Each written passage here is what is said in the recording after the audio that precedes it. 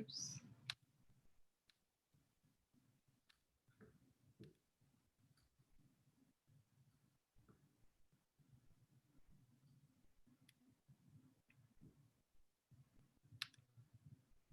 All right. Well, hello, everybody, and welcome to this week's episode of Perspective Matters, this week in behavioral healthcare. I'm your host, Glenn Hadley with Southworth Associates. I want to thank you guys for joining us today. I really hope that you're having a fantastic week and just, welcome back to my home here in Boise, Idaho. I know we're definitely enjoying the snow and the winter weather around here, and it's starting to feel like the holiday season for sure. I hope that you got all your shopping done, and I've seen just the cool things all over Facebook. I've seen people putting their trees up and really starting to decorate for the holidays. I tell you, I love this time of year. So I hope that you guys are all out there getting into the holiday spirit and rocking and rolling with us. So just real quick to give you guys, if you're new to the show and don't know what this is about, like on their show, we address topics in behavioral healthcare that range from clinical, operational, marketing, business development. We even dig into a little public policy. And our goal is to be a resource for our field and a platform to bring mentors to those out there on the front lines that are out there doing the work. I think mentors are extremely important to this and what we do. So would like to take a moment and thank our sponsors, Southworth Associates and Dreamscape Marketing. They really allow us to put on the show each week. And so if you're not familiar with what Southworth Associates does, we do a wide variety of behavioral healthcare services ranging from interventions on the front end to compliance monitoring on the back end. We also do professional monitoring for doctors, lawyers, pilots, and other professionals. We also do consulting and we do virtual events. And so if you need anything in that realm, please give us a shout here at Southworth Associates. And for all things marketing in the behavioral healthcare space, please reach out to the guys at Dreamscape Marketing. Okay, so now before we get started, I did want to mention this, that this is kind of our gift to you guys. I really want to thank our sponsors for allowing us to do this. So for those of you that don't know, we put on our big national conference, Perspectives, A Time for Change, at the end of October. And one of the things that we want to do to get into the holiday spirit is as a gift, we're offering Perspectives, A Time for Change, our national virtual conference. We're offering that for free. Our sponsors have been so amazing and generous that they're allowing us to give this conference away. Now, y'all, that includes the CMEs and the CEUs that go with it. So if you're out there and you need your CMEs or your CEUs, this is a free conference, 100% free. All you have to do is go in and register. You can see all the presentations and get them for credit. Like, where else are you going to get 35 CEUs for free? There's no strings attached like that. It's amazing. I want to thank our sponsors for that, because they're allowing us to do that. And so I want to thank the Guest House Ocala, Cumberland Heights, Vista Research Group, Maple Mountain Recovery, Ken Seeley Rehab, Sober Escorts, New Roads Behavioral Healthcare, Stonewater, the Augustine, Benchmark Transitions, Cared For, Cirque Lodge, Long Branch, Red Oak Recovery, RevWorks, SoberLink, Ray and West Hawks Lab. These are the people that are making this possible. They're giving this gift out. And so go to perspectives@timeforchange.com. You can register for free and get the entire conference complimentary of our sponsors. So we definitely want to thank them. Real excited about that. So, all right, so that's enough about that. Let's go ahead and get into the show. I'm really excited to have Anet join us today and be a part of this, be a part of the show. So she's the founder of Aria Recovery in Huntington Beach, California. She's also a licensed marriage and family therapist and has dedicated her career to treating those affected by substance use disorder. And it has a passion for helping others, combined with an awareness for the need for true quality care. And that's prompted the development of Aria Recovery. She also holds an MS and an MBA, which makes her part of kind of this new wave of professionals that I see, this new wave of helpers that not only brings a passion for this work, but and the clinical licensure, but also has kind of a business mind to round this thing out. And so with that, I'm real honored to have Anet join us today. Thank you so much for being here. Glad to be on the show. Thank you for having me. It's a pleasure to be here and be part of your your viewers' experience. I appreciate it. Awesome. So let's dig into this. And I always ask everybody, like, how do they get into this field? Because let's face it, it's not something that we all start off going, you know what, I think that's what I want to do. So Right. like, how did you get into the field of behavioral healthcare? Right. Well, as a young adult, I kind of was experiencing what I was unbeknownst to me at the time, which was anxiety. And I started therapy at a very young age. And as I started the process, I thought this is quite fascinating, quite interesting, and really surprised and marveled at how it was helping me.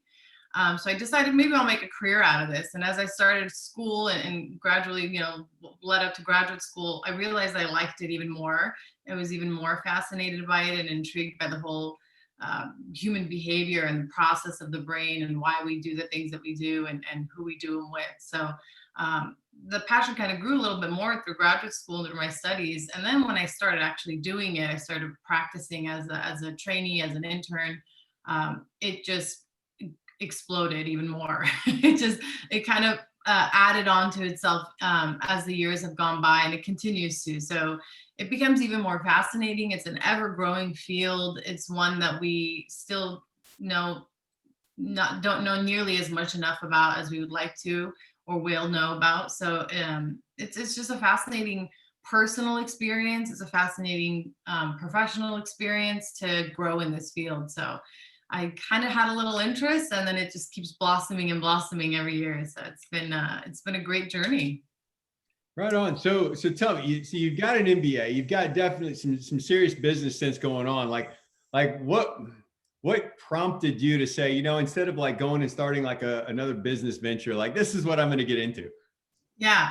Well, it just didn't make sense to me to do anything outside of what my realm of knowledge is.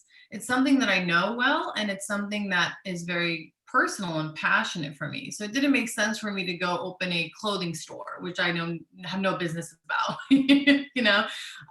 and I also saw such a strong need for it. I saw so many other people running these kinds of facilities where they had no knowledge of it, they had no understanding of it, they had no ethics behind it.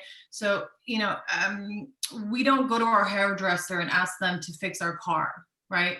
So why would we go to somebody who doesn't have any kind of a clinical understanding and background and entrust them with our health, with our well-being of us or our loved ones? So I was quite marveled to see that kind of rigor wasn't expected from this industry so much. And I thought, well, I think if everybody seems to find that this is plausible to do, I think that we can do it right. We can do it ethically. We can do it in a clinically sound way. And so I think if you surround yourself with wonderful support and hard work and a little bit of faith in there, it's very possible to do. So that's kind of how I merged the two together.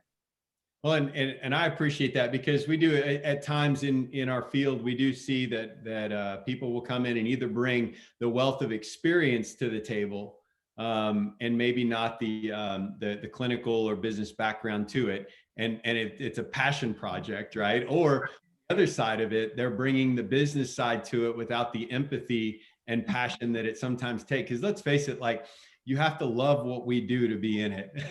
Absolutely. There's no other way to do it. Yeah. Absolutely. So kind of along your own journey, and we often, like, no one comes into this on their own. And I know that we all have mentors and people that we've looked up to and kind of have taken us under their wing along the way. Who were the mentors for you, and what did they do for you? Wow. I'm always so taken aback by this question because there's so many and it's hard for me to define one or two. But along my journey, I think my professors have been pillars for me. They say in education, we stand on the shoulders of those who have sort of led us here. And I've had some substantial professors in my educational career that have really built me and molded me and challenged me and put me in positions to continue to challenge myself and to grow from what I've learned, and also added that sense of passion and encouragement to be curious and explore more. So my professors, really, there's a good handful that kind of stand out that will always be that voice that keeps like he's chirping outside. My own personal journey through mental health, through therapy, through just spectacular mental health practitioners and providers who have all sort of sprinkled a little bit of their craft and their insight into my personal and my professional development, I would say. I can't answer that question without identifying my clients. My clients, I think my patients are just so unbelievably inspirational for me.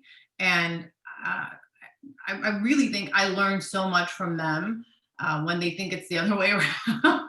But they're so, it's marvelous to see how resilient they can be, how much you can witness somebody's life, the trajectory of their life shifting through a process.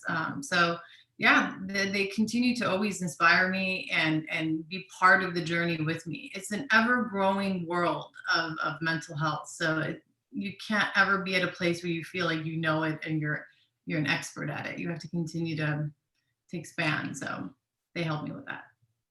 Yeah, and you know, something we were talking a little bit earlier before we started the show was just about, you know, a client or a person's introduction to the field, and how you know, we know because we're in it all the time. We see this vast array of services that are out there, and that we've got this wonderful field that can really surround a person and help them walk through the challenges of life. But when you're the patient or the client on the front end, it's hard to even see it. And you brought up a really good point. You said that, you know, don't know if it's the lack of education or just an overwhelming you know, number of different things, that maybe it's just overwhelming. So like, expand on that a little bit. Like, what do you see with your patients, and what are some of the barriers to getting into help these days?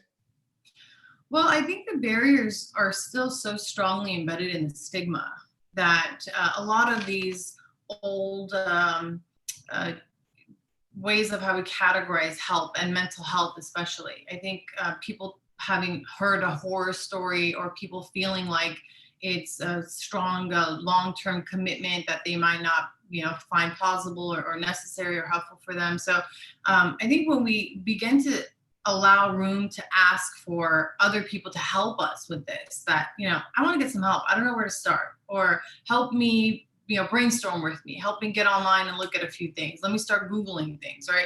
I always think that when we want something, we find a way to get it, right? Whether it's a nice pair of shoes, whether it's a vacation, whatever it is, when we're interested in it, when we're intrigued in it, we always start at zero. So we have to kind of build up to getting some pointers and getting some guidance.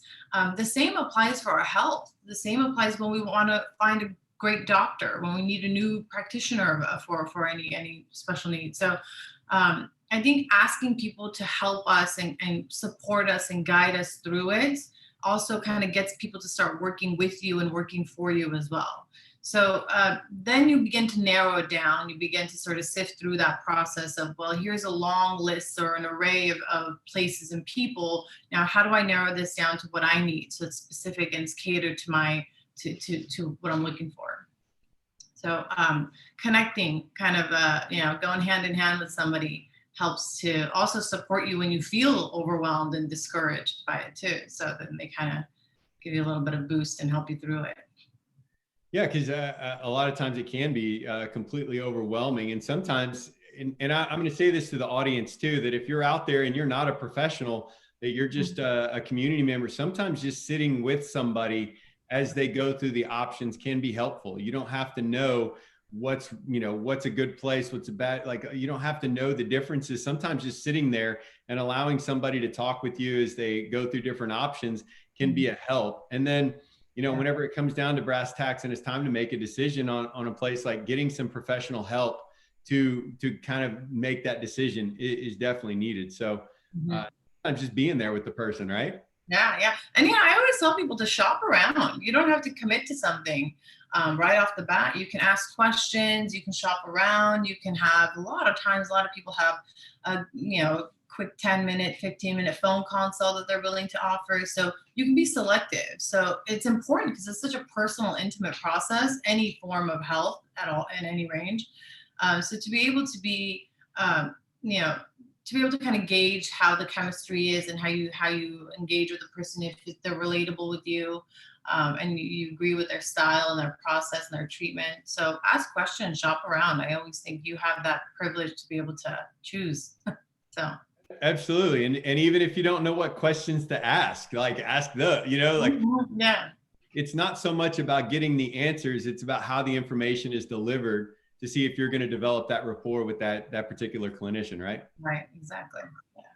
Love it. So let's talk about Aria Recovery just for a minute, okay? And because I know that's coming online soon if it hasn't already. It's like right now, right? And so like what prompted you to start that project and to actually like say, you know what, this is what I want to do? What started that? Well, working in addiction just kind of fell in my lap. I never really looked for it. I was never really targeting this niche population. It just kind of kept falling in front of me. People kept searching and looking and inquiring for me to be either working independently as a independent contractor, as a therapist for facilities, or as clinical director for facilities. So I started in that realm, and then I just really got introduced to the different levels of care through recovery, outside of just outpatient private practice setting that I have. So as I kind of got into it, I recognized that there is such a need for that ethical and that clinically sound, what I was talking about, that kind of care, and it wasn't really being provided. And I was really, really astonished at how such a vulnerable group of clients are being overlooked and are just not really being attended to with that vigilance and that empathy and that clinical awareness as much. And so I was shocked. I have to say, I kind of had a moment of shock at first. Like I kind of kept looking around going, is this really happening? But I also realized in that same context that there is the need. And, I couldn't keep hearing myself saying that there's somebody who should do something about this, and then me not being the one doing anything about it. So I thought, well, why don't I do it? So I questioned it. And I found myself just asking myself for like far too long. It was about a year into it. I thought, I'm still asking myself this question. So maybe I should start looking into it. And quarantine happened. And when COVID hit and quarantine happened, it was just that stillness, that feeling very grounded in my position and in my growth of my career. I'm very, very fortunate to have a fabulous private practice. But I kind of wanted more, and I wanted to engage more in a community context. I wanted to engage more with colleagues, with clients, and with the variety of needs. And my forte is working in families, and so I wanted to find a way to get to that direction of working more in that modality, because it can be hard to do that in private practice. Sometimes people don't want to have therapy with their family; they just want individual. So, right, and I know that at Ari, you and I have talked about this, that family is going to be a huge focal point of that program, and really focusing on the family system in that. And so is that how that came about? Was you were in your private practice and saw the need for it, but it wasn't really the right venue for it, or what prompted you to really focus on the family? Well, I saw it missing so prominently, and I've never really, in my clinical perspective, I've never really seen addiction as a sole person's disease or problem, quote, per se. I find it as a systemic issue. And so if we don't address the entire system, then how can we expect that identified person to be able to heal, to be able to recover, and to be able to sustain the recovery? I like to think of family systems as like a dance. So if everybody in the family is dancing to the waltz, and one person decides to dance the tango, it's going to throw them off, right? So one person is changing the tempo, is changing the dance and the rhythm. So that means everybody else has to be on board to know that, oh, we're moving a different direction. We're changing the pace and the rules and the roles and the dynamics of this family system now. So you cannot expect to have that one person go into a 30, 60, 90-day program and come out with all this plethora of knowledge and information and growth and development back into the same system where they came from, where the dysfunction was, right?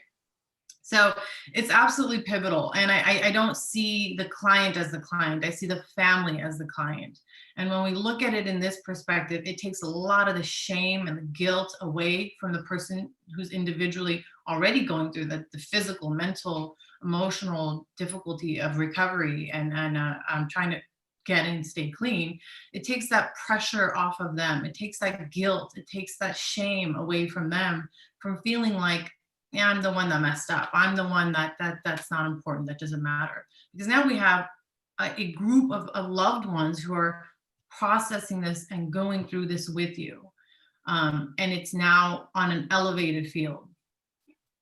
Yeah, absolutely. I used to talk to families and in family groups and programs and tell them like addiction doesn't happen in a vacuum. Uh-huh.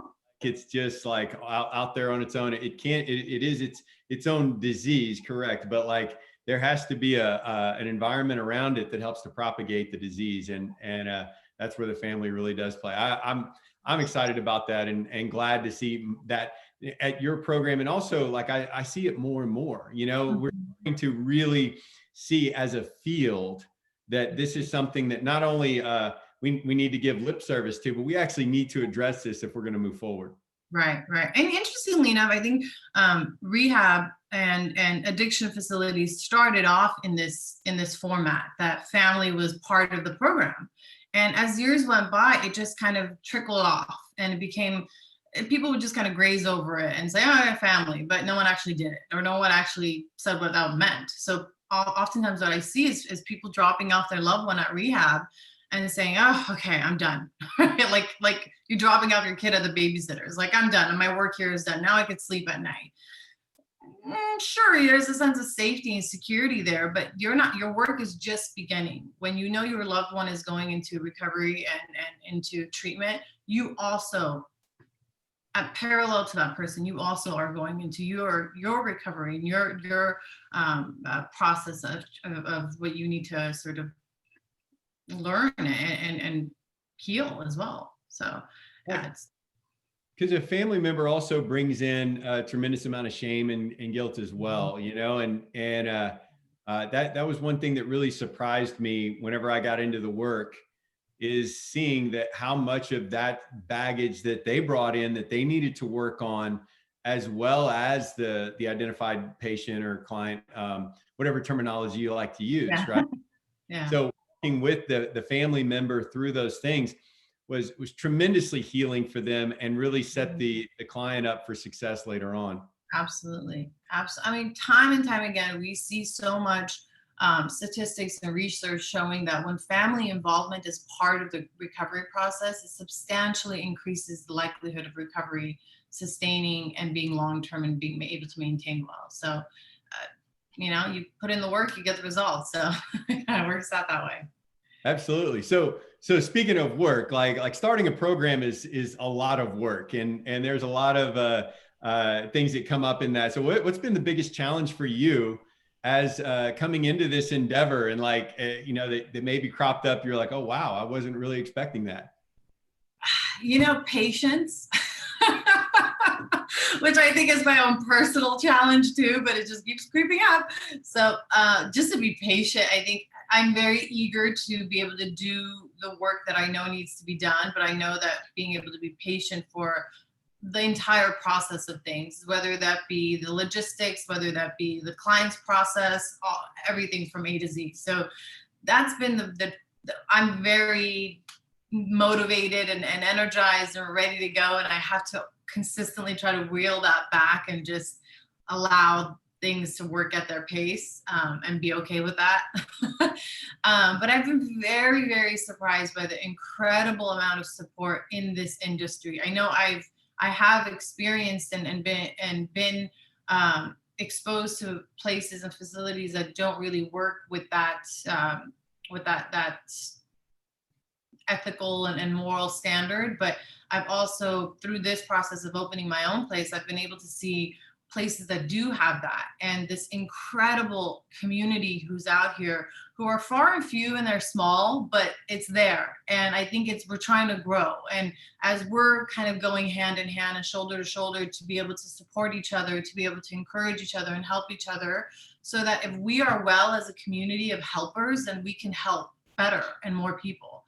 So I've been absolutely astonished by this remarkable support system in the community of good, wholehearted, clinically sound, just fantastic, clinicians and supporters and people who are from all levels of care, who are doing all kinds of work to be part of people's experience and process of recovery. So that's been an incredible surprise, and I just keep looking around going, how did I get so lucky that all these amazing people are surrounding me? So it's been an absolute blessing, and it helps with the patients as well.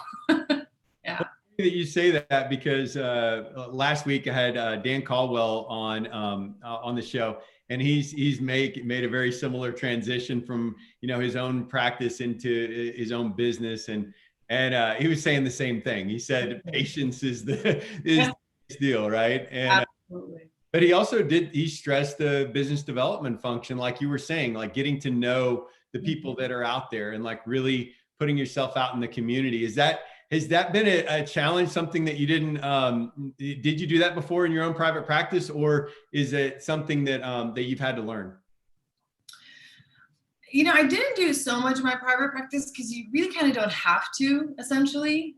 It's a very isolated and lonesome experience, I think, just having a solo private practice. So I haven't had to do that really before. And to do this now through the facility, it's been a learning experience for me too, just kind of being able to hit the ground running and being able to, personally, I think also to know every piece of the process. So I want to be able to walk through the same place where I might send a client tomorrow for aftercare, for example, right? If I'm sending somebody somewhere for any kind of services, I want to know that I've walked through this door and I've seen this place and I can vouch for it just as much and comfortably, so that I feel confident when I send somebody to that same place for any services or needs. So it's a lot of work, but it's also it also builds a lot of confidence in knowing what you're doing, and links those people in those places with you in a much more formidable way. Right on. Let me I'm going to shift gears for just a second. I wanted to ask you about considering your history in private practice and your clinical background. What are some of the new modalities or technologies or the ways that we're really providing care to patients? Like what are some of those that you're seeing that kind of get you excited? I really, really love seeing all this like array of different holistic approaches. We're starting to see huge expansion in like breath work and yoga in recovery. And the other day I saw like surf therapy, which I don't know what it is, but I'm sure it helps. This like anything that anybody has an interest of, and there's a niche for it. And that's so fantastic, because we're not limiting it to just medical process or the clinical process. So I think this option is fantastic, that people can kind of pick, or at least start from. People might be hesitant to start on a more traditional or process, so that starting from a more holistic approach might be a good, might be a good door to kind of walk through first. I love seeing all this fantastic technology that's out here now. All kinds of variations of different apps, for example, that you can be part of your support system even after treatment programs are completed.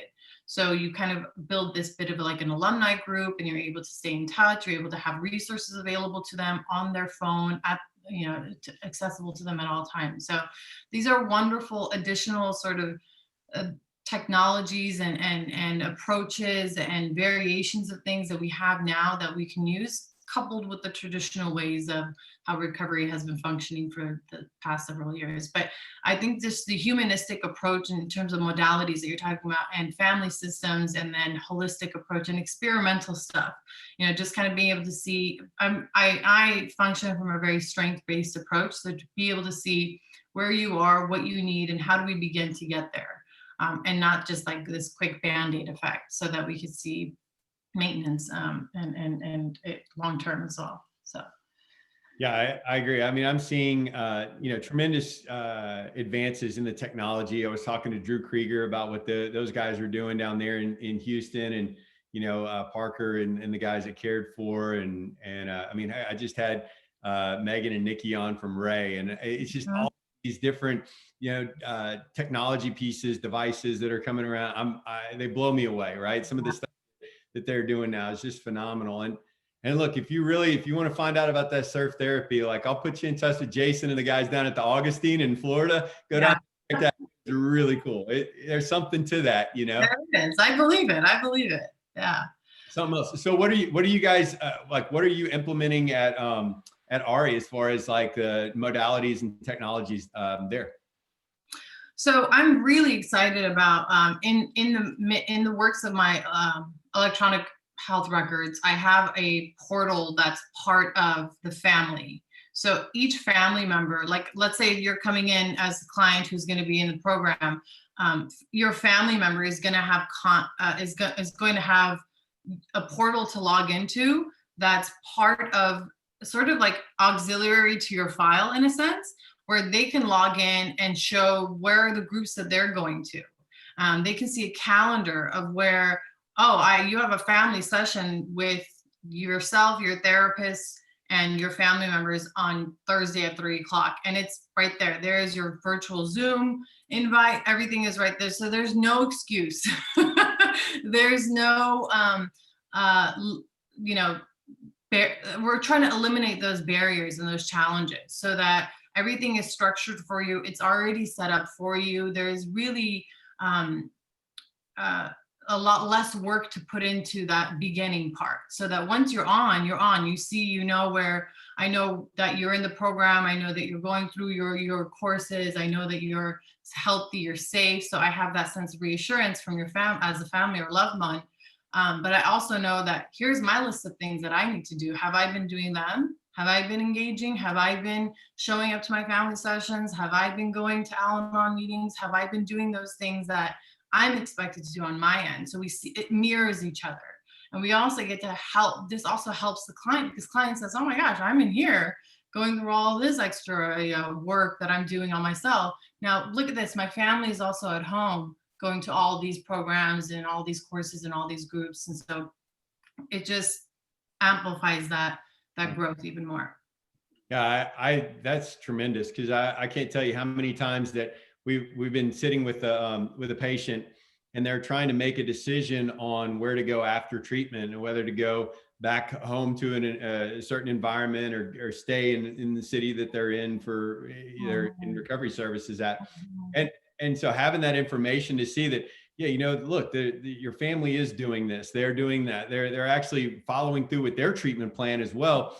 Maybe this isn't a bad idea, or it's something you can say, look, like, this is, you may be on your own on this. And so maybe it would be better for you to stay in a community that gets this, that understands this, until your family gets on board. I could see that would be a pretty powerful tool. Yeah, and it also breaks the codependency that we see in enabling, which is so popular in recovery, right? So we're breaking those habits from family and loved ones, and we're enriching them with much more effective, healthy coping mechanisms, healthy relationships, functioning relationships as well, so that they know that to be part of that connection, which is what they ultimately want to have, again, that connection with their loved one, that they're doing it in an effective way and not in this sort of lost, desperate manner that we usually see people doing. So I think family member having case managers that they do have here in our recovery, they have case managers assigned to the family. So even after their 30 days or 60 days or after the program has been completed, they know that, where am I going to go afterwards? And how is my family also, what's my family going to do afterwards? And that's part of that built on process. So it's not just, all right, you're done, have a good day. You know?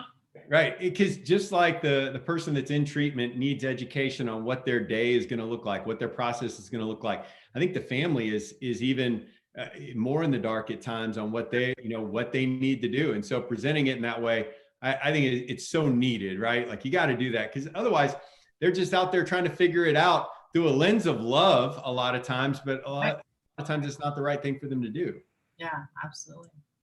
So let me ask you this. I know that, COVID had really given you the space and time to start this program and really start this idea. How else has the pandemic and what we're going through, how else has that affected like delivering care to patients for you?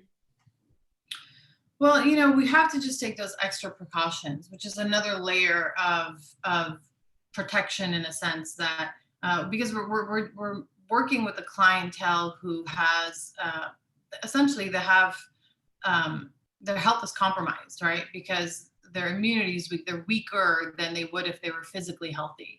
And so this falls into that group of those who also are identified as like elderly or diabetic or any other compromised health. So we're taking those extra precautions. Staff is all tested.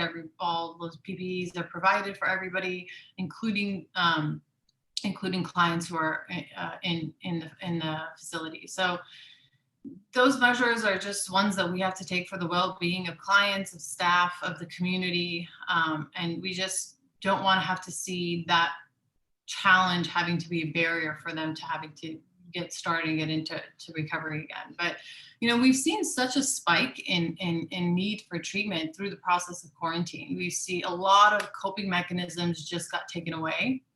A lot of meetings that stopped for a lot of people that has been a pillar of their recovery and their maintenance. So and now thankfully there's those virtual meetings that's still possible to maintain, but it just disrupted a lot of things, and it was a huge stressor. So stressors are of course triggers for anybody in recovery, and so, or even not.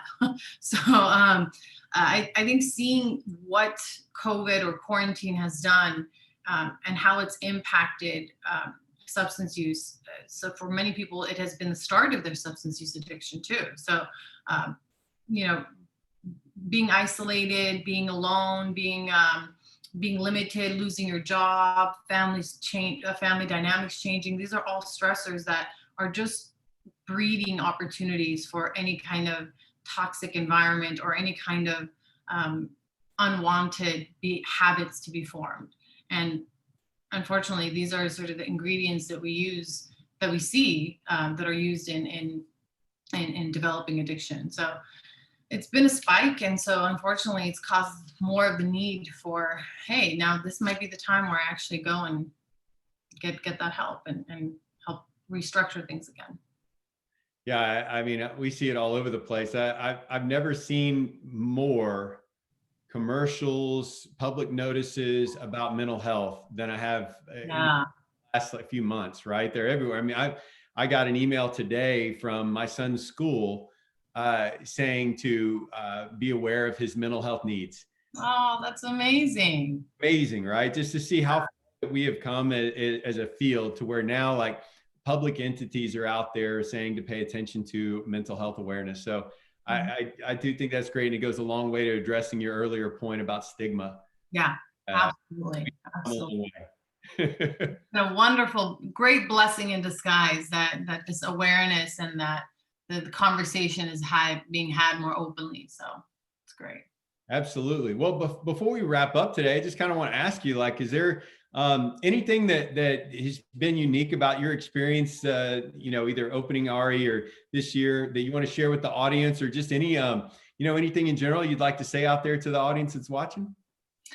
Oh goodness, I think just participate. Let's get people going and talking and engaged, and even if you're not affected or you don't personally have that experience, or then you just being able to know about it, just as we know about any other avenue or any other area that's not directly impacting us. So I think being able to communicate, being able to be open and vulnerable with one another, and reach out and allow other people to reach out too.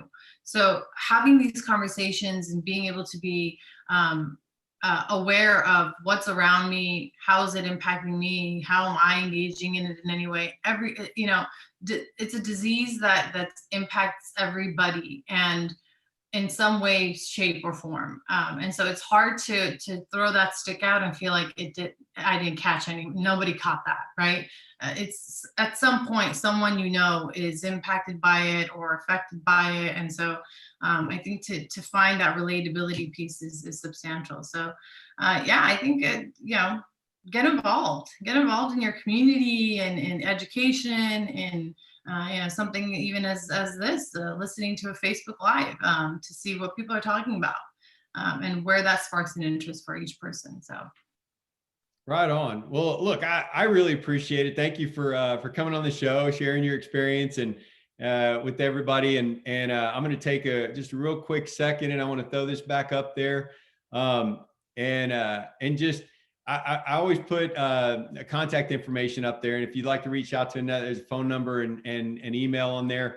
Part of the reason for doing this show is to connect us, right, as a field, and I encourage everybody out there that if you're thinking about making the jump from a private practice to opening your own facility, to reach out, to ask some of the questions that you have to people that are actually doing it, and vice versa too. If you have done this and you've gone through some of the pitfalls, to reach out and so we can collaborate as a field.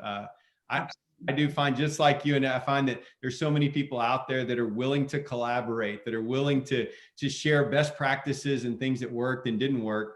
That all we have to do is reach out and ask for that help. And sometimes it's hard, but there's a whole community of people that are ready to help and to share their experience, right? Absolutely. I couldn't agree more. Awesome. Well, cool. Well, with that, I do want to take a quick moment to remind everybody that part of our gift to you from our sponsors and us here at Southworth and Dreamscape is to give away the National Conference Perspectives, A Time for Change. We have amazing speakers from all over the world. Some of these talks were truly groundbreaking. I felt so compelled to share this information because of some of the presentations that took place at the event. Truly were remarkable. I encourage you guys to go check that out. We're giving it away for free. This is complimentary. You will get credit for it. All of that information is on there. And yeah, over 35 CEUs available to you for free.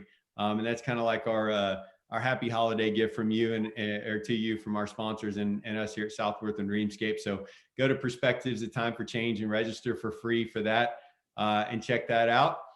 And once again, thanks to Southworth Associates and Dreamscape Marketing. If you'd like to get in touch with us or Dreamscape, you can go to the website there. I have my contact information up there, and we would love to talk with you guys about anything related to the field of behavioral healthcare.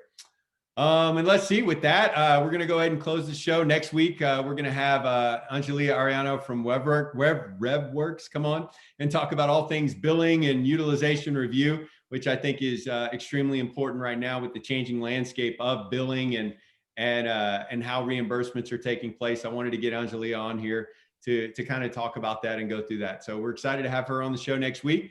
We'll look forward to seeing you guys then. And with that, we will see you next week. Thank you guys. Remember, it's just a matter of perspective. Thank you. Thank you, Glenn.